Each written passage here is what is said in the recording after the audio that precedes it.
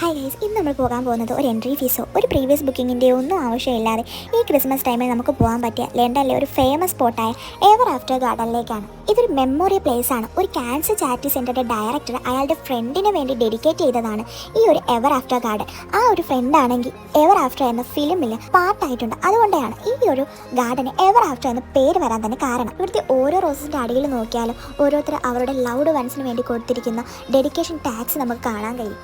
നമുക്കും ഇതേപോലെ തന്നെ അവിടെ ചെല്ലുമ്പോൾ ഒരു 15 പൗണ്ട് കൊടുക്കുകയാണെങ്കിൽ ഇതേപോലെയുള്ള ഇലുമിനേറ്റഡ് റോസസ് നമ്മുടെ ലൗഡ് വെൻസിന് വേണ്ടി നമുക്ക് ഡെഡിക്കേറ്റ് ചെയ്യാൻ പറ്റുന്നതാണ്. ഇങ്ങനെ ഡെഡിക്കേറ്റ് ചെയ്യുന്ന എമൗണ്ട് എല്ലാം അവിടുത്തെ ക്യാൻസർ ചാരിറ്റി സെൻ്ററിലേക്കാണ് പോകുന്നത്. 2019 ഇത് ആദ്യമായിട്ട് ലണ്ടൻ ഗ്രോസ്വെനർ സ്ക്വയറിൽ വരുന്നത്.